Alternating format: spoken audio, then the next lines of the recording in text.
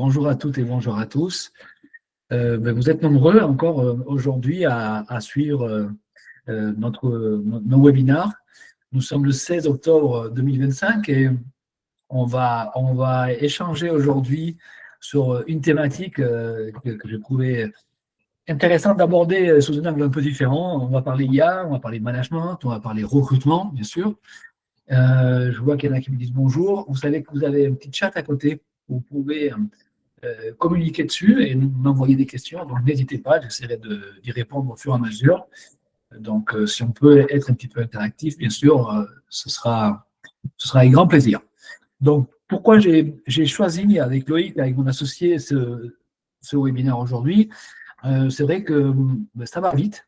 Aujourd'hui, avec mon équipe, avec le Formation Institute, on voit arriver dans le monde du recrutement toutes ces technologies avec des IA qui arrivent dans tous les sens, les agents IA, les outils de gestion de candidature, voilà. Et puis à côté de ça, il y a l'aspect managérial. C'est vrai qu'en matière de management, on voit de plus en plus de pratiques avec ChatGPT ou d'autres IA que l'on a sur le marché, Gemini, et il y en a un paquet par ailleurs.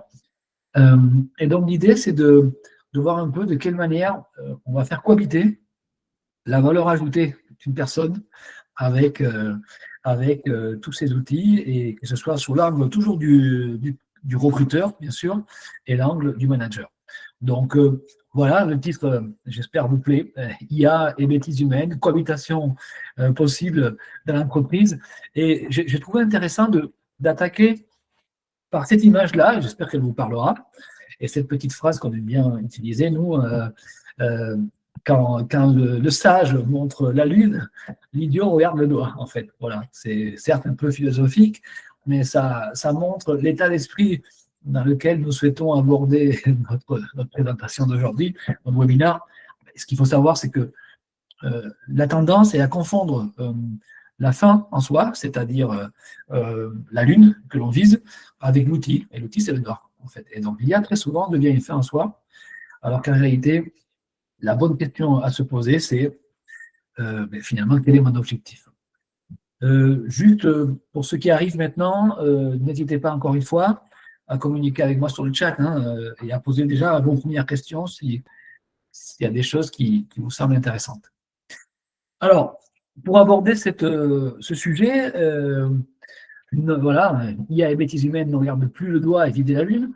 On se pose d'abord la problématique, la question suivante: est-ce que l'intelligence artificielle est-elle le futur des RH et du management? En tout cas, c'est peut-être pas le futur immédiat, mais ça a déjà bien avancé. En tout cas, en matière de recrutement et de management, l'IA est déjà parmi nous, parmi nos collaborateurs, et on voit que les choses s'accélèrent de plus en plus avec des pratiques que l'on ne voyait pas jusque-là, dans la gestion de tableaux, la gestion de documents, la gestion de comptes rendus. Et on peut dire aujourd'hui que l'IA est bien présente aujourd'hui et que certainement dans le futur, elle va avoir un impact fort. La deuxième question à se poser, je pense aussi, c'est de se demander si l'IA va rendre les processus plus intelligents ou juste plus bêtes. Pourquoi? Parce qu'en fait, ce qui nous rend bêtes, c'est ce qui nous empêche de réfléchir. Et peut-être que certains processus, on le verra après, ont intérêt à ce qu'on se penche un petit peu dessus avant d'appuyer sur le bouton. Et enfin, l'autre question qu'on se pose, et c'est important de bien le retenir, c'est de savoir si l'automatisation de l'IA va saboter notre jugement critique. Ça, c'est une question quand même qui moi, me taraude. Et je vois que dans les pratiques, on commence déjà à avoir des choses qui sont pas forcément, qui vont pas dans le bon sens. Voilà. Encore une fois, j'insiste, je vais dérouler une présentation, mais n'hésitez pas à exprimer vos questions, déjà, ou vos remarques, parce que ce qui m'intéresse, c'est de savoir pourquoi vous êtes là aujourd'hui et qu'est-ce qui vous a amené à partager ce moment et à suivre ce webinaire. Donc voilà par rapport à la problématique. On va ensuite voir maintenant un point important qui est quand même de se dire, il y a 3 erreurs fatales que l'on peut faire, toujours si on revient à cette idée de quand le maître montre la lune, l'idiot regarde le doigt. La première des erreurs fatales, hein, j'en compte 3, et c'est lié vraiment à cette thématique de l'IA qui ne s'intéresse plus au résultat, finalement, en tout cas qui ne sert plus le résultat. Donc, premier point, c'est confondre l'outil avec l'objectif. C'est-à-dire qu'on va se focaliser sur l'outil. Alors, qu'est-ce que l'outil fait de bien, en fait? Mais ce que l'outil fait de bien, c'est d'aller vite, d'amener des volumes. Et tout ça, ça va être au détriment de la qualité des rapports humains. Oui, alors, Mohamed, oui, les remarques, elles sont partagées à tous. Oui, bien sûr. Vous pouvez écrire sur le chat. Est-ce que vous écrivez? Elles vont être reprises par tout, en tout cas, lues par moi et par la communauté. Voilà. Et moi, j'essaierai d'y répondre. Alors, premier piège, si on parle performance, si on parle KPI, c'est le KPI de performance technologique. C'est-à-dire que la première chose que l'on va faire, c'est plutôt aller sur le temps de tri, le nombre d'interactions avec un chatbot. Voilà, on va considérer que c'est ça la performance. Mohamed, comme vous voulez, vous pouvez commencer à poser vos questions, j'essaierai d'y répondre en même temps, bien sûr. Donc, premier piège, c'est privilégier les KPI de performance technologique au détriment de la qualité humaine, en fait, des KPI de performance humaine. Exemple, voilà, dire que ce qui compte, c'est le temps de tri de CV, des interactions avec un chat, plutôt que de s'intéresser au turnover, à comment se passe une intégration dans une entreprise, à l'engagement, à la productivité des collaborateurs. C'est ça le véritable KPI et le véritable objectif que doit suivre donc notre interaction avec l'IA. Premier piège. Deuxièmement, la bêtise. Mais en fait, pour les recruteurs, ça va être de rapidité, de privilégier plutôt la rapidité du sourcing, en fait, et considérer que ça, c'est vraiment, on va dire, comment dire, la priorité, plutôt que l'adéquation culturelle par rapport à une organisation, par rapport à une entreprise. Voilà. Donc, comment finalement j'analyse un profil par rapport à mon organisation, comment je vois son intégration. Et pour les managers, c'est certes de se fier à des alertes d'IA sur des risques à partir de données, sans forcément engager la conversation avec leurs propres collaborateurs. En fait, j'ai un bouton qui me dit attention, il y a un risque de turnover ou de burn-out dans une entreprise parce que certaines données sont remontées. Finalement, est-ce que je n'ai pas intérêt plutôt à aller chercher la personne et parler avec elle? J'ai une première question de Mohamed et des remarques, je vais revenir dessus tout de suite. Donc, est-ce que le RH aujourd'hui fonctionne avec l'IA et d'ailleurs, les RH assurent convenablement sa tâche? Alors, aujourd'hui, on commence à découvrir des startups qui ont intégré l'IA en créant des agents qui sont capables de communiquer avec les candidats. Et on se retrouve à faire un appel téléphonique avec un robot, en fait. Donc oui, ça existe. Mais la réalité, c'est que l'IA aujourd'hui, telle qu'elle est utilisée par les recruteurs, elle concerne plutôt l'aspect sourcing, c'est-à-dire, on sait que les algorithmes vont nous pousser des candidatures plutôt que d'autres. On sait également aussi qu'on va pouvoir utiliser l'IA pour rédiger, faire des résumés de nos entretiens. On va dire que c'est la partie light. Par exemple, sur notre présentation aujourd'hui, je peux avoir à la fin de la présentation une synthèse qui est faite par l'IA de Google et qui, avec Gemini, me permettra d'avoir un résumé de notre rendez-vous. Donc ça, on va dire que c'est une véritable avancée, mais à la fin, l'objectif final qui est quand même celui d'évaluer un candidat va être fait de manière tout à fait habituelle et naturelle. Seulement, j'aurai mes notes qui seront prises à l'avance, en fait. Voilà. Laurence, en fait, nous sommes dans un contexte où il n'y a pas du tout d'entretien RH. Tout dépend quand même, parce qu'il y a quand même des professionnels comme nous, d'ailleurs, qui savent où est la valeur ajoutée d'un recruteur, et sa valeur ajoutée est plutôt d'évaluer justement la personnalité, les aspects, en tout cas, qui vont permettre de faire la différence, non pas seulement sur les aspects techniques ou d'expérience professionnelle. Mais c'est vrai que on a intérêt à conserver dans le processus de recrutement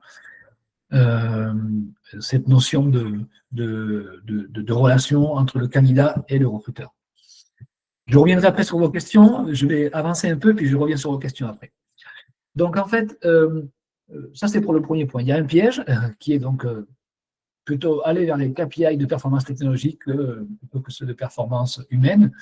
Et de la même manière, l'autre erreur, c'est justement pour les recruteurs de privilégier la rapidité plutôt que l'adéquation culturelle d'un candidat à un poste. En fait. Voilà. Concernant les managers, là ici, c'est plutôt la même chose, se fier à des alertes plutôt que d'engager la conversation, comme je le disais tout à l'heure. Je vais passer à la prochaine étape, et donc en fait, la deuxième erreur fatale, hein, et celle-là, elle va vous plaire, je pense, c'est l'automatisation de la paresse. C'est-à-dire, on va déléguer notre esprit critique. Clairement, le premier piège, c'est de penser que les recommandations de l'IA, que ce soit sur une promotion, un licenciement ou des personnes à recruter, ce sont des vérités indiscutables et non comme une hypothèse à valider. Voilà. Ce n'est pas parce que j'ai une information à partir d'une IA que cette information est forcément intelligente à 100% et qu'elle correspond à la réalité. Okay, je reviens sur une petite remarque, Leslie, par rapport au filtrage des ATS. Une ATS est un outil de gestion de candidature pour les recruteurs, c'est un outil de professionnels.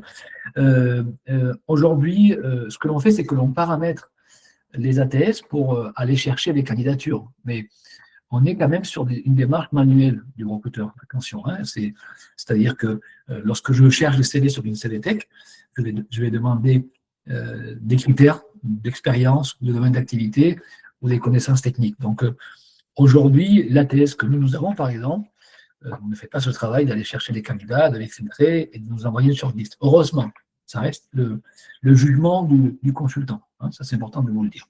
Et je ne connais pas encore d'ATS qui soit déjà prête à faire cela. Alors, donc je reviens sur ce premier piège.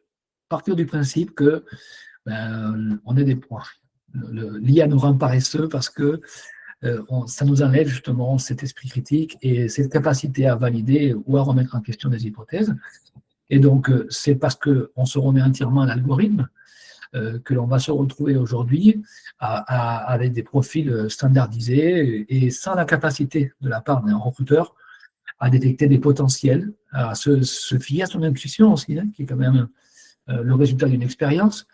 Et donc, c'est vrai qu'on risque de se retrouver avec des candidats identiques les uns aux autres, avec les mêmes critères, et on ne va pas aller chercher le talent disruptif un peu, disruptif, pardon, qui va nous amener autre chose au poste, entre guillemets, un mad skills, quoi, hein, des talents fous ou des talents vraiment atypiques qui vont bien s'intégrer dans notre organisation, qui vont nous apporter quelque chose de différent.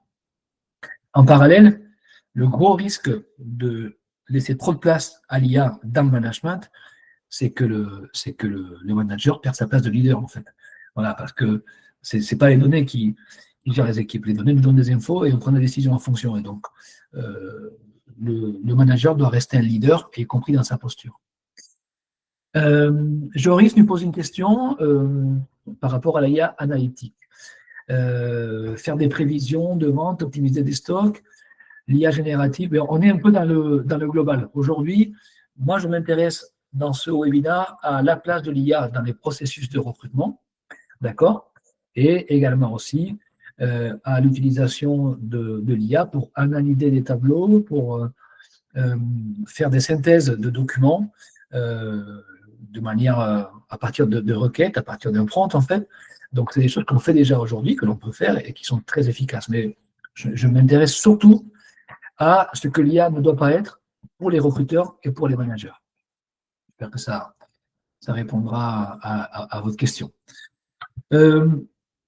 Donc, le gros risque, pour résumer cette deuxième erreur fatale, est que les managers perdent progressivement leur compétence la plus critique, en fait, le jugement, l'interprétation, l'empathie contextuelle, et c'est vrai que cette valeur, elle peut se perdre, et imaginez que vous perdez en plus votre force de persuasion, c'est-à-dire votre capacité à convaincre par votre simple compétence de communicant, par votre gestuelle, Voilà, là, le- il peut y avoir un basculement où en fait, ce sont les données qui prennent le dessus. Donc attention, les managers à une posture, développent des compétences et on verra d'ailleurs, selon nous, en fait, quelles sont les véritables compétences que l'on attend d'un recruteur et d'un manager.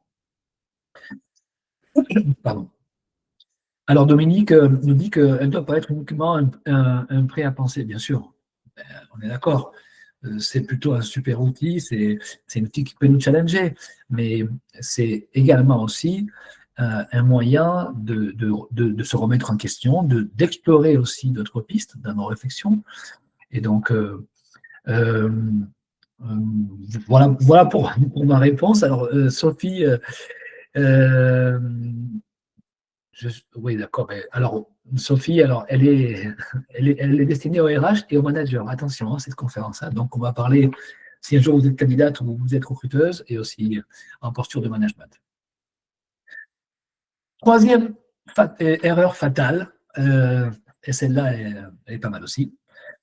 Alors, le narcissisme algorithmique, c'est quoi? C'est tout simplement reproduire en permanence ses propres biais. Quand vous posez des questions à ChatGPT ou à Gemini ou à d'autres, euh, en ayant cette habitude de le faire avec nos propres habitudes, finalement, on sait que l'IA va apprendre et va s'habituer à nous envoyer des réponses qui nous vont bien, en fait. Voilà. Et donc, on ne se remettra plus en question et on aura en permanence des réponses qui nous conviennent. C'est ce qu'on appelle le biais de confirmation. L'IA est très forte pour ça. Hein. Euh, donc, premier piège aussi, c'est de former l'IA sur les données non purgées. C'est-à-dire que si on injecte en permanence les mêmes informations, les mêmes fiches de poste que l'on a depuis 10 ans, si le process n'a pas évolué, en fait, on ne s'ouvre plus à la diversité, on n'intègre plus dans notre façon de recruter des nouvelles tendances parce que l'IA est habituée à travailler avec les mêmes requêtes et donc à partir de là, vous aurez toujours les mêmes fiches de poste, les mêmes annonces et les mêmes candidats finalement. Voilà. Euh, ça c'est pour le piège et la bêtise c'est de croire que c'est utiliser l'IA comme un miroir qui va grossir nos propres biais euh, par rapport à l'âge, pardon, par rapport au genre, aux écoles, au profil type. Le propre d'un bon manager, c'est d'aller chercher des talents aussi qui sont un petit peu différents de ce qu'ils ont l'habitude d'avoir dans l'entreprise pour justement éviter la consanguinité. Et c'est la même chose pour les recruteurs, en fait. Un recruteur qui n'arrive pas à faire évoluer en tout cas les managers de l'équipe en leur amenant des profils un peu différents, n'a plus de valeur ajoutée. Parce que pour le coup, l'IA peut le faire, s'il n'y a plus d'ouverture sur les profils. Et ce qui est très grave, je pense, c'est ce qui est bête dans l'histoire, c'est qu'on va exclure, finalement. C'est ça qui est un problème. On va plutôt exclure qu'attirer, plutôt qu'être inclusif, alors qu'aujourd'hui, on sait que la démarche à avoir, c'est d'être inclusif en permanence dans son entreprise. J'espère que vous me suivez, que je vous vois très sages tous, donc euh, merci pour votre suivi, mais surtout n'hésitez pas à poser des questions. Voilà, donc le risque de l'IA, c'est que ça devienne un outil de reproduction sociale et culturelle qui va empêcher l'entreprise de s'enrichir et d'évoluer grâce à la diversité. Ça, pour moi, c'est le véritable risque. C'est un peu la consanguinité. Alors, Leslie nous pose une question. Alors, les filtrages ATS voient les candidatures échouer. J'ai vécu cela, je suis revenu dans les entreprises dont le bot avait décidé de ne pas aller en avant. Dommage. Oui, alors, c'est vrai que le filtrage fait qu'on va exclure les candidatures. Le problème, c'est qui c'est qui fait le filtrage et à partir de quelles questions et de quels critères. Il y a 3 types d'éléments à évaluer dans un profil, c'est le savoir, le savoir-faire et le savoir-être. Le filtrage automatique, il va se centrer sur le savoir et le savoir-faire. Et c'est là que je vous dis que c'est limitant et que ça va exclure plutôt qu'inclure. D'accord. Moi, en tant que, je rebondis aussi par rapport à cette question, en tant que recruteur, ce qui me plaît dans ce travail, c'est pas de reproduire ce que me demande le client, c'est-à-dire le mouton en 5 pattes. Ce qui me plaît, c'est de changer la vie des gens, c'est de changer les organisations, c'est qu'on fasse appel à moi, qu'on me paye, hein, parce que c'est pas une démarche gratuite, pour justement que grâce à l'apport d'un candidat, peut-être différent de celui qui aurait été choisi par l'entreprise initialement, ben, l'entreprise évolue, ses compétences s'élargissent. Et c'est là que nous, en tant que manager et recruteur, on a une véritable valeur ajoutée. Et c'est pour ça qu'il faut faire attention à ce que l'IA peut engendrer derrière. J'espère que vous me suivez et n'hésitez pas à commenter, bien sûr.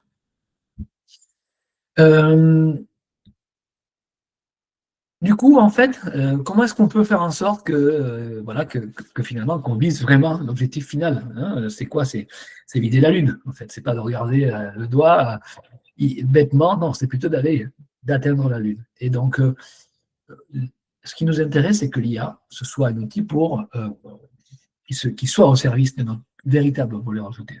Et je vous demanderai à tous d'essayer de savoir, ça c'est le plus important, mais quelle est votre valeur ajoutée aujourd'hui?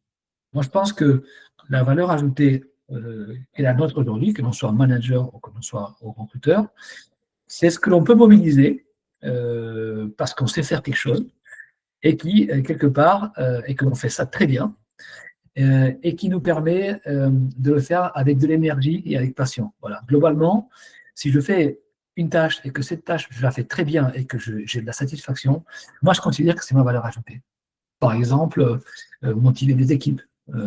Par exemple, sur le plan plus technique, des personnes qui ont des compétences techniques en développement, des compétences techniques en comptabilité et qui arrivent à faire des synthèses et à mettre en place des stratégies, en tout cas à donner des outils à leur employeur pour prendre des décisions stratégiques. Voilà, moi, en tant que comptable, ce qui m'intéresse, ce n'est pas les chiffres, c'est qu'est-ce qu'on en fait. Est-ce que demain, mon manager va être impacté par l'analyse que je lui amène et comment il va mettre en place une stratégie. C'est ça, je trouve, ma valeur ajoutée si je suis un comptable. Okay,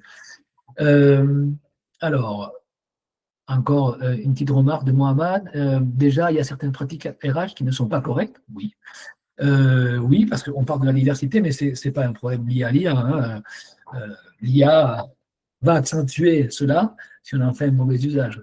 Mais la notion de la diversité, pour moi, c'est un risque pour une entreprise de ne pas miser sur la diversité. Qu'est-ce que j'appelle diversité? C'est la diversité, bien sûr, des personnes, la diversité aussi des générations, c'est la diversité aussi des points de vue et la diversité dans les compétences, en fait. Aujourd'hui, encore une fois, le risque, c'est la consanguinité. Comment on retrouve notre valeur ajoutée? Alors, l'IA pour un recruteur, ça doit être un amplificateur, c'est-à-dire qu'elle doit nous permettre de gagner du temps, okay, et de nous libérer justement pour devenir, pour en tout cas nous permettre de travailler nos propres soft skills, en fait, et évaluer ces deux autres. Okay. Donc, l'IA gère le sourcing et l'humain gère la relation. L'IA gère le sourcing à partir des commandes que je lui donne. Hein. Je tiens à vous le dire. Donc, clairement, deviens ce que tu fais et fais ce que toi seul peux faire. Ça, c'est la phrase de Nietzsche. Et pour moi, elle résume bien la valeur ajoutée d'une personne. J'espère qu'elle vous plaira. Alors, deuxième point important, alors, j'ai pas suivi le prompt, mais bon, en tout cas, je vois que vous échangez entre vous, c'est bien. Pareil, toujours pour les managers maintenant, de quelle manière l'IA va avoir un impact? Tout simplement, elle va nous donner des données d'alerte, en fait, de manière beaucoup plus dynamique, des tendances aussi. Si on arrive à avoir des nouvelles tendances et de gagner du temps là-dessus, c'est évident que ça nous donne de l'information pour prendre des décisions.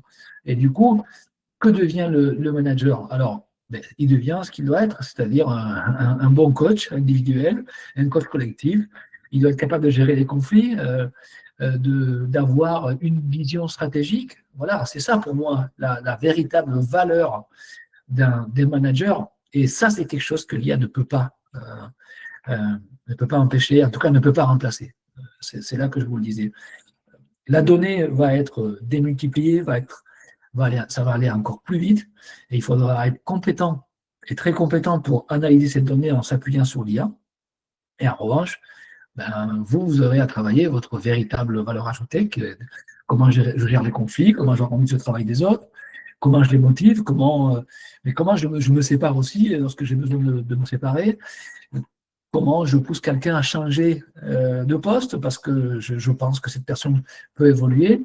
Voilà, on est vraiment sur du pratico-pratique. Okay. Autre point important aussi, et n'hésitez pas à me faire toujours pareil, hein, des remarques. On va dire que la notion de définition des bons objectifs est importante. Okay. Pour moi, si je devais me demander en quoi l'IA peut m'aider à être encore meilleur,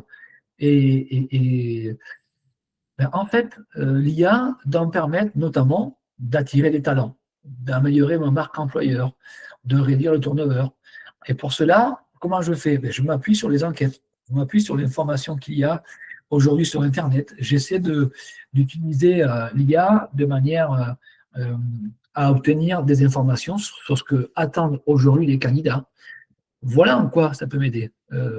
C'est là qu'il va y avoir une gestion d'informations, m'amener de nouvelles tendances. Quand vous discutez avec une IA telle que ChatGPT ou Gemini, peu importe laquelle, n'hésitez pas à demander les sources, bien sûr, hein, des informations que vous avez, puisqu'il peut y avoir des informations qui ne sont pas, voilà, dont la source n'est pas fiable, mais c'est dans votre façon d'échanger avec l'IA sur les tendances d'aujourd'hui que vous allez avoir de l'information. Alors, autre question, pourquoi est-ce que le manager RH se montre accueillant et du coup changeant de sa veste et ne répond plus? Alors, on va dire, c'est un peu comme l'histoire des chasseurs. Il y a des bons chasseurs et des mauvais chasseurs.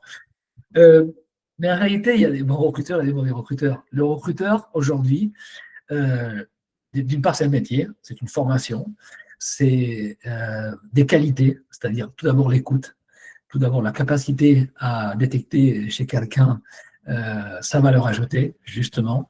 Et je peux vous dire qu'un recruteur qui joue à changer d'attitude et à vous tester de cette manière-là, c'est pas un recruteur. Le recruteur qui ne vous répond plus et qui ne donne plus de nouvelles suite à un entretien, d'une part, je pense que c'est en termes de marque employeur, c'est pas très bon.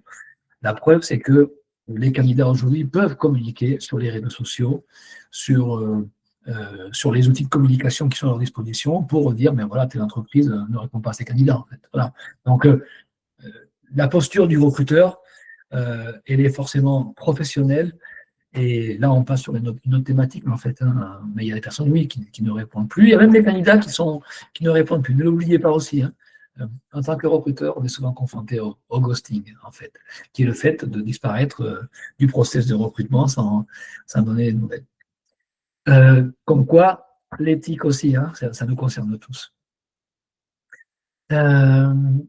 Premier point, donc, la qualité en matière de recrutement, c'est attirer les talents et réduire le turnover. C'est en soi que l'IA doit m'aider, en fait. Par la suite, elle doit m'aider également aussi à améliorer l'engagement et la satisfaction de mes équipes. Si, grâce à l'IA, j'arrive à analyser mes entretiens annuels d'évaluation, si j'arrive à en tirer de conclusions, en fait, de manière à analyser ces données de manière efficace, je gagnerai du temps. Si je m'intéresse aux enquêtes internes, si j'exploite ces données pour mettre en place une GPEC, voilà. Si je m'intéresse aux statistiques en matière de turnover dans l'entreprise et que l'IA m'aide à être analysé à l'absentéisme également aussi, qui est un véritable sujet, eh bien, là, j'aurai la possibilité de me consacrer à ce en quoi je suis bon, c'est-à-dire à satisfaire mes équipes, à les motiver et à les rendre meilleurs. Voilà. Je ferai à la fin de notre webinaire un petit aparté sur ce que j'appelle avec Loïc, avec Florian et tout le cabinet, donc le management épifit, parce que la véritable compétence des managers, c'est plutôt de faire grandir les autres, en fait. Donc l'IA doit nous servir à cela. Enfin, l'éthique, il est clair, par rapport à vos remarques, hein, je vois bien que que vous constatez beaucoup de pratiques qui ne sont pas bonnes dans les entreprises, eh bien, c'est la même chose pour l'IA. Il va falloir y amener une éthique, en fait. Et c'est clair qu'on a intérêt à s'engager tous dans nos entreprises pour être transparents sur les processus, savoir d'où on sort euh, comment dire, nos informations et qu'est-ce qu'on en fait. Voilà, jusqu'où on peut aller. Quand on fait des analyses sur l'absentéisme dans une entreprise, qu'est-ce qu'on fait de cette information et jusqu'où on doit aller, en fait. Voilà. Alors, Mohamed aussi, qui participe beaucoup, d'ailleurs, merci. Vous parlez d'éthique, donc c'est justement ça, en fait. C'est cette notion-là qui nous intéresse aujourd'hui. Alors, je vais continuer, mais n'hésitez pas à ajouter des commentaires aussi et à apporter aussi votre expérience personnelle avec l'IA. Est-ce que vous avez l'habitude de l'utiliser et comment vous avez été peut-être confronté vous-même en tant que manager ou en tant que recruteur à cette thématique-là. Juste, mes conseils vont à tout type d'entreprise. Hein. Je vous le dis parce que ça m'a été posé comme question. Sachez que ce que je vous dis là, c'est de l'expérience quotidienne que j'ai avec mes associés et je vous partage comment je pratique les choses aussi bien pour des grands groupes que voilà. Alors, qu'est-ce que nous dit Leslie? N'hésitez pas à mettre dans vos CV des lettres minuscules en blanc sur fond blanc, car cela n'apparaît pas. Oui, bon, on est sur des pratiques marketing un peu différentes. Bon. Alors, toujours par rapport à cette notion de comment faire finalement pour viser la Lune, réellement, et je fais une petite parenthèse, Elisa, démarchage téléphonique par l'IA. Ben oui. Et d'ailleurs, ce que j'ai remarqué aussi, c'est que certains candidats font de motivation par l'IA, c'est vrai, et ça se voit tout de suite en fait. Mais bon, en tout cas, à vous de voir l'utilité de l'usage et à quel moment ça va vous servir ou pas. Alors, toujours pareil, le rôle du manager, il est où en fait? Mais le rôle du manager, c'est de définir la direction, la stratégie et de porter les autres, d'accord? Donc aujourd'hui, la compétence humaine, elle est irremplaçable dès l'instant où elle sert à définir l'éthique, c'est-à-dire de quelle manière on va gérer nos processus, comment en tant que manager, je vais exploiter l'information, de quelle manière moi en tant que recruteur, je vais m'appuyer sur l'IA pour améliorer mes process. Mais pour ça, celui qui va définir la stratégie et l'éthique, c'est le maître. Hein. On doit être tous les maîtres en matière de fonctionnement dans l'entreprise. On n'est pas idiot, on n'est pas l'idiot qui regarde le doigt et qui se contente d'observer l'outil sans chercher à la finalité, en fait. Donc, j'insiste beaucoup là-dessus parce que, quoi que l'on pense, c'est un super outil, mais ça doit le rester. Et donc, pour cela, il faut définir une stratégie et une éthique, et à chacun de vos entreprises, j'espère que vous y avez pensé déjà, à travailler comme ça. Alors, pour les RH, c'est le processus, ok, et le recruteur va gérer l'émotion, l'aspect culturel de l'entreprise, la lune, c'est-à-dire l'intégration réussie. C'est ça pour moi. Hein. Alors, déjà que l'homme fait, oui, l'homme fait des bêtises, ben oui, c'est vrai. Qu'est-ce qui va se passer avec une IA qui est mal pilotée, en fait? C'est ça le problème. Et je suis d'accord avec vous. Je reviens un peu sur d'autres questions. Alors, Geoffrey, qui nous dit qu'il l'utilise quotidiennement et que par contre, oui, en fait, le risque, c'est la facilité de savoir sourcer, en fait, et se ressourcer. C'est clair. Vous parlez de repos cognitif. Je vous dirais même, de manière générale, quand vous bossez, gardez du temps pour vous aérer l'esprit, aller marcher et réfléchir aux stratégies que vous mettrez en place. Il y a pas mal d'auteurs aujourd'hui qui travaillent là-dessus. J'ai lu un bouquin qui s'appelle Anti-Chaos, d'ailleurs, qui est de Mathieu Dardaillon et qui nous dit OK, tout ça c'est bien, allez vite, gérer 30 000 mails par jour, est-ce que ça va nous permettre de dégager du temps pour nous? En fait, c'est pas sûr. Et gardez-vous des temps pour réfléchir et vous aérez l'esprit, vous verrez que vous mettrez les choses en connexion et vous aurez une meilleure approche de la stratégie et des actions que vous voulez mener. Alors, en parallèle, pour les managers, l'IA va identifier les risques, en fait, et ça, c'est intéressant quand même, parce que la donnée est quand même le nerf de la guerre aujourd'hui. Aujourd'hui, que vous soyez dans le marketing, que vous soyez dans la gestion, que vous soyez dans la finance, l'utilisation de toutes ces données qui sont multiples aujourd'hui font que l'humain seul perd beaucoup de temps à l'analyser. Pourquoi? Parce que avant, on avait 2-3 données pour une même problématique. Aujourd'hui, avec les outils informatiques, avec la communication, on a beaucoup d'informations à gérer. Et donc, c'est vraiment le risque aujourd'hui, c'est de s'y perdre. Et l'utilité que j'y vois, moi, c'est la gestion de la donnée. C'est pour ça qu'on passe beaucoup de temps aussi à la récolter et que les stratégies marketing et communication des entreprises consistent très souvent à récolter de la donnée. Après vient le problème de la RGPD aussi, hein, mais là c'est l'éthique de nouveau. Et donc, pour moi, c'est là qu'il y a une véritable valeur ajoutée. Et encore une fois, le manager, son rôle, c'est de gérer les relations entre les personnes, la motivation de l'équipe, être capable d'avoir de l'empathie, chose qu'une machine n'aura jamais, à part, en tout cas, que moi je sache, et j'espère que ça n'arrivera jamais, parce que ce n'est pas une véritable valeur ajoutée qui nous fera gagner du temps. Avoir de l'empathie, être capable de comprendre la problématique des autres et son fonctionnement relève de la perception humaine, et c'est ça qui nous rend fort. J'espère que vous êtes d'accord avec moi, en tout cas. Je vais essayer de répondre à quelques questions. Est-ce que c'est mauvais de faire une lettre de motivation avec une IA? Ce qui est mauvais, c'est que votre lettre de motivation n'exprime pas votre véritable lettre de motivation. Et pour moi, c'est un exercice intellectuellement intéressant à faire. On est d'accord? Pour moi, prendre le temps d'écrire une lettre de motivation, c'est prendre le temps d'analyser pourquoi j'ai postulé à cette offre, pourquoi elle m'intéresse, cette entreprise, et qu'est-ce que j'ai à lui apporter.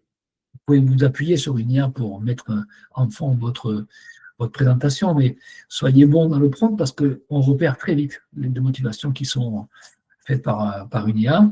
Et encore une fois, posez-vous la bonne question.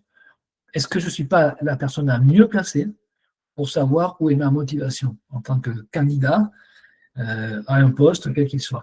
Voilà, moi, c'est ça que je vous répondrai. Dans ce cas-là, l'IA n'a aucun sens, en fait. OK? Pardon. Le retour a lieu, l'intelligence émotionnelle. Oui, mais évidemment, en fait, l'IA, ça ne va pas être une bêtise artificielle. Hein. Oui, moi, je crois beaucoup à l'intelligence émotionnelle. C'est l'IA qui va nous permettre de la révéler, parce que c'est deux compartiments différents. Il y a tout qui relève des émotions, de la gestion des émotions. On n'a pas fini de s'y intéresser. Et je pense que vraiment, c'est là que notre valeur ajoutée réside. Et gérer ses émotions, c'est tout au long d'une vie, en fait. Hein. Ça ne s'apprend pas comme ça, en fait. C'est être confronté à l'échec, être confronté à la réussite. Comment est-ce que je me maintiens en haut d'un... justement, lorsque j'ai gagné, comment je fais pour continuer à gagner? Ça m'intéresse beaucoup. Voilà, c'est des sujets qui sont passionnants, mais là, on est dans l'intelligence émotionnelle. Et Leslie a raison de le remarquer. Okay, alors, bon, j'ai pas mal de choses sur les lettres de motivation, bien sûr, et beaucoup d'interventions.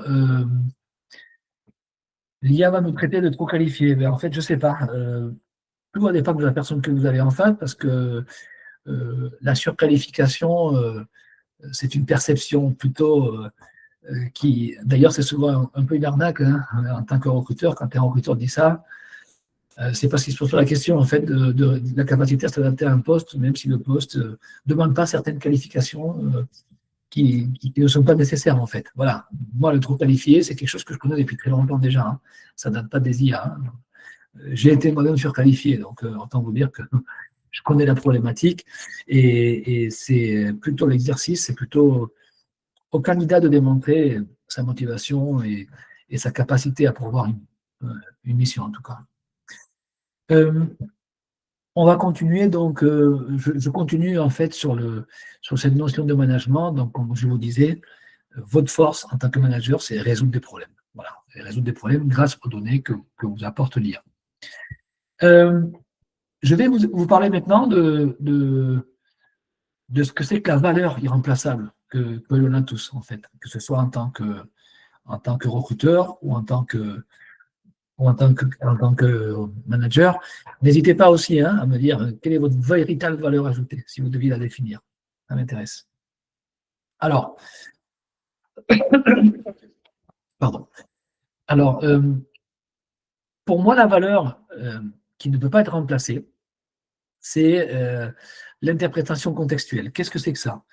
Ben, en fait, on est face à des outils qui nous permettent d'identifier des schémas, des anomalies, mais qui ne sont pas en capacité de comprendre le contexte et l'effet que cela peut avoir sur l'humain. Est-ce que une IA est nécessaire pour dire qu'aujourd'hui, on a tendance plutôt, dans un contexte économique un peu tendu, à ne pas vouloir changer de poste, en fait. Voilà, mais je peux le comprendre que les candidats décident de rester à l'abri. Hein. C'est un peu comme dans l'investissement, on ne va peut-être pas investir n'importe où aujourd'hui, quoi. Donc, en fait, le contexte, ben, l'humain réfléchit par rapport à cela, et c'est là que votre valeur ajoutée existe, c'est-à-dire que vous êtes capable de comprendre pourquoi le contexte fait qu'aujourd'hui les candidats sont plus ou moins motivés à changer de poste, et de la même manière, en tant que manager, vous pouvez aussi percevoir des signes d'inquiétude, des signes des difficultés dans vos équipes. Ça, c'est votre valeur ajoutée. Vos antennes, elles sont faites pour ça, mais c'est la notion d'information en amont qu'il faut traiter avec des outils. OK ? Donc pour moi, ce qui m'intéresse, c'est le sens critique en fait du manager et du recruteur, bien sûr. Voilà, comment vous analysez votre contexte et comment vous analysez votre environnement, votre écosystème pour prendre des décisions. Alors j'ai quelques remarques de nouveau. La prise de référence dans le recrutement, la capacité d'analyse en croissance. C'est ça, en fait. Je pense que vous faites appel à la manière dont vous croisez les informations que vous récoltez grâce à l'IA. Et c'est vrai qu'on peut très bien, à partir d'informations qu'on a récupérées par nos propres notes, en fait. Il y a des super outils de prise de notes aujourd'hui, hein, même avec la visio, comme je vous le disais tout à l'heure.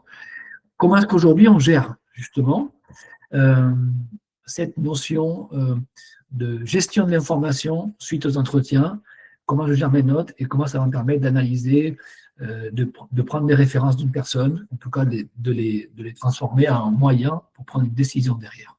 OK. Alors, Mohamed, qu'est-ce que c'est que la valeur ajoutée? Je vais la définir comme quelque chose que vous savez faire très bien, c'est-à-dire une compétence que vous avez. Je suis un très bon communicant et que vous prenez beaucoup de plaisir à développer. Voilà. Je prends beaucoup de plaisir à échanger avec vous aujourd'hui. En fait. Je pense que j'ai une certaine valeur ajoutée aujourd'hui, qui est celle de pouvoir communiquer avec d'autres personnes sur sur des sujets qui me passionnent, que sont les ressources humaines. Et donc, ma valeur ajoutée, c'est aujourd'hui de les transformer en communication pour vous tous. Voilà. Et je le fais avec plaisir et je le fais bien, j'espère en tout cas. Si vous croisez ces deux axes-là déjà, parce que si vous faites quelque chose très bien, mais qui ne vous plaît pas, ben, il n'y aura pas un bon résultat. Alors, évidemment, lorsque je parle de cela, il y a un impact, oui, financier et salarial, c'est-à-dire que c'est quelque chose que vous faites très bien et qui vous sert pour laquelle on vous paye, en fait, bien évidemment. Okay, mais s'il n'y a pas l'aspect émotion, plaisir pour le faire, eh ben, ça n'a aucun sens. Voilà, ça c'est ce que je pense. Donc, je reviens sur le sens critique. Hein, c'est votre capacité à interpréter le contexte qui nous intéresse, nous, en tant que recruteur ou en tant que manager. Pareil, ce que l'IA ne va pas remplacer l'éthique et la vision. D'accord? Les algorithmes, ben, eux, ils vont optimiser ce que vous leur demandez, c'est clair. Ils vont travailler en fonction de ce que vous leur dites.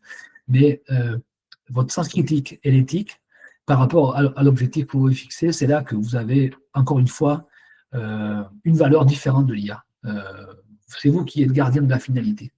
Et donc, l'éthique et la vision, c'est la force des managers. Je reviens sur 2-3 questions qui me sont posées là. Y a-t-il un risque à transmettre un CV trop fourni? Le problème, c'est que déjà, le terme trop fourni montre que vous avez presque réponse à la question. S'il est trop fourni, alors moi, ma question, c'est est-ce que, avec ce CV, je reviens à un basique, en fait, que l'on a depuis des années avec le Formation Institute, la question à se poser, c'est est-ce qu'il est trop fourni, est-ce qu'il est en couleur, est-ce que la photo est sympa ou pas? En fait, non. La bonne question, c'est d'après vous, avec ce CV, est-ce que je risque de décrocher un rendez-vous? Est-ce qu'il était une bonne carte de visite? Vous voyez, ça, c'est la bonne question. Et à partir de là, par rapport à une offre, par rapport à un projet, est-ce que le contenu de ce CV va pousser le recruteur à s'y intéresser et à venir me rencontrer, en fait? Vous voyez, c'est ça la véritable question. Partons non pas, est-ce qu'il est trop fourni par rapport aux autres CV, mais par rapport à quoi? Qu'est-ce que je veux en faire de ce CV? En fait, le CV ne sert qu'à décrocher un rendez-vous. Et après, c'est à vous de jouer. J'espère que je réponds à votre question et que ça vous éclairera. Alors, il existe des possibilités de coaching par IA. Est-ce que le métier de coach va-t-il disparaître? Alors, évidemment, je vais vous dire, première chose, quand vous faites un coaching avec une personne, et on a au sein du cabinet plusieurs coachs, peut-être que certains nous suivent aujourd'hui, il faut savoir qu'il y a toujours ce qu'on appelle un entretien préalable, qui consiste à dire, est-ce qu'on a envie de bosser ensemble? Parce que si vous bossez avec un coach et que vous ne le sentez pas, vous n'allez pas vous livrer, il n'y aura pas d'interaction. Et d'ailleurs, même si le coach ne se sent pas capable de vous accompagner, eh bien, il a l'obligation quelque part de se mettre en retrait et vous recommander quelqu'un d'autre.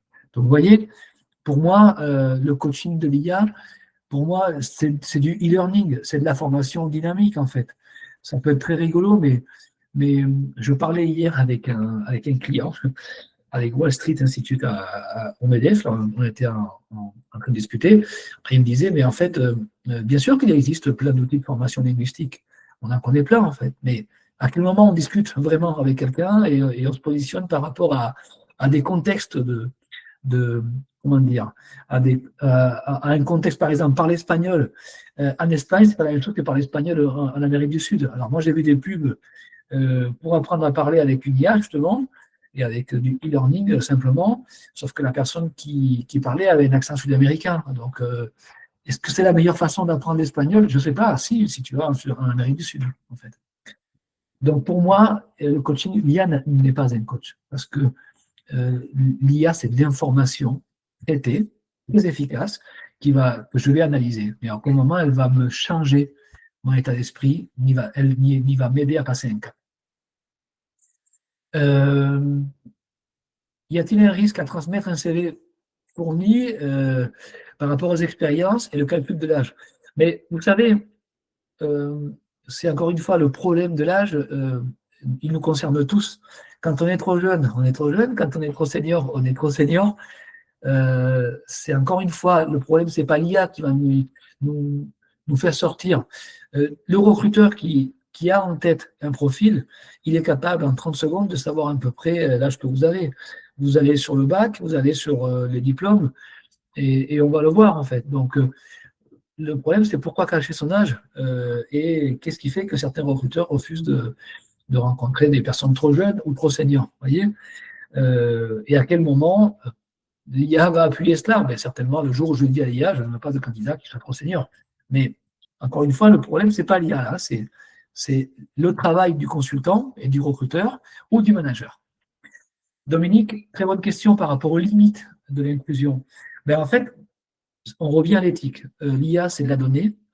Quelles données a-t-on le droit de récolter? Quelles données a-t-on le droit de conserver et d'exploiter et pourquoi faire? Si je vais résumer ça de la manière suivante. Pour un manager, toute information qu'il a sur un collaborateur ou sa structure ou ses clients, ce qui compte, c'est qu'il en fasse usage que professionnel. Voilà. Pareil pour le recrutement. Toute donnée que j'ai sur un candidat ou un client, elle reste confidentielle en dehors de la sphère du recrutement. Voilà. Donc, je n'ai pas à divulguer de l'information. Donc, pour moi, c'est ça la limite.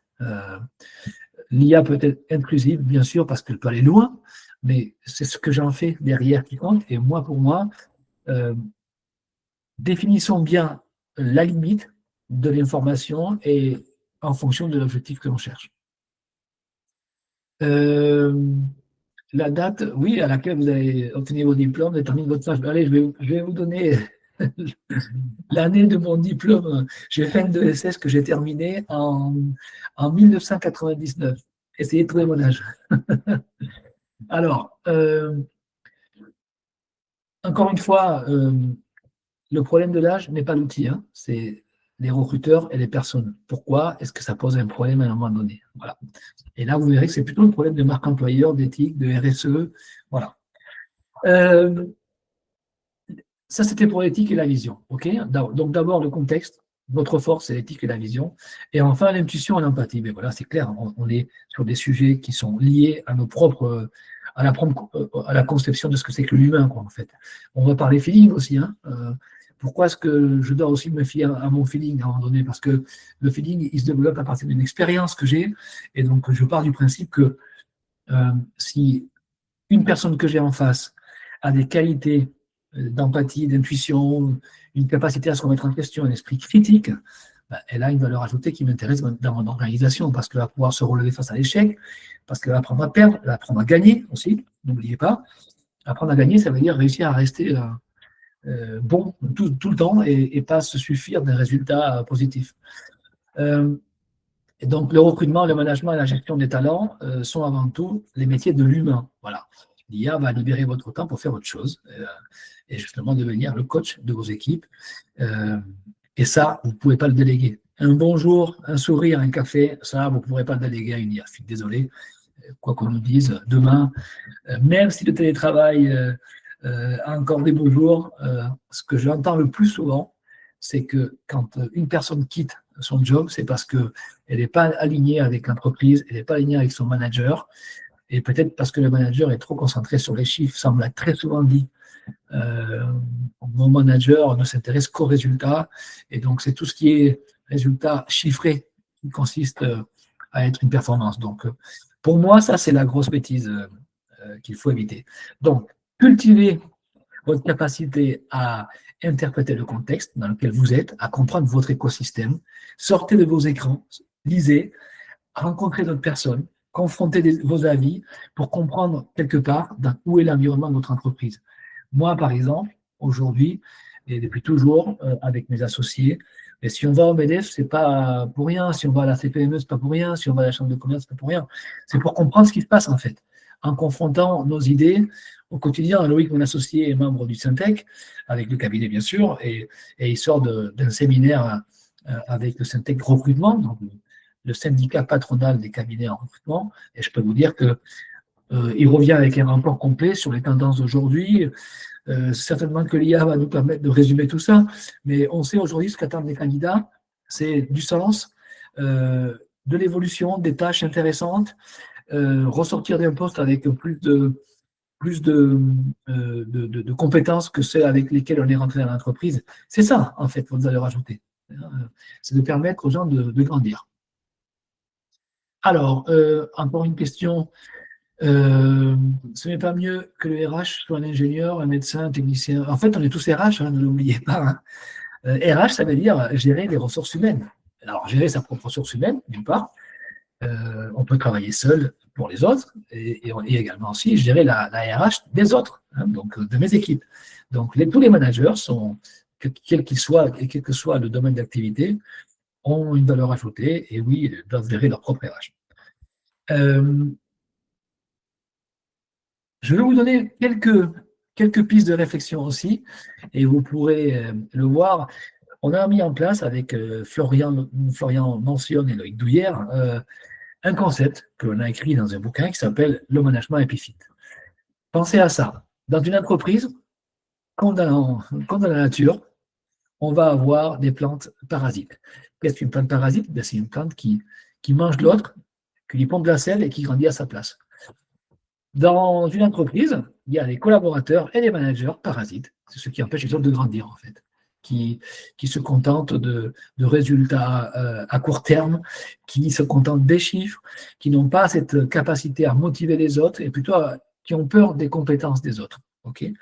Et puis, il y a, dans le monde de la nature des plantes épiphytes. Celles-là, elles grandissent en s'appuyant sur son hôte sans lui pomper la sève. Elle la protège.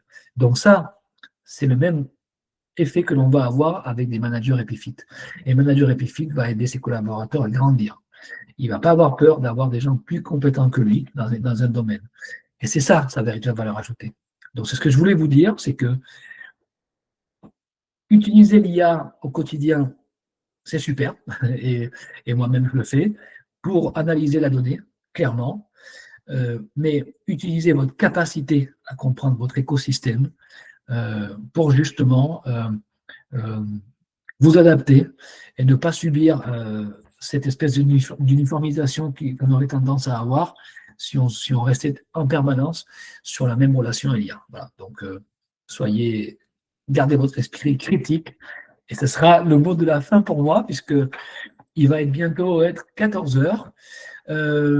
Si vous avez des remarques à me faire, j'espère que vous avez apprécié notre échange. C'est passé très vite. Et donc, n'hésitez pas à me faire part de vos retours.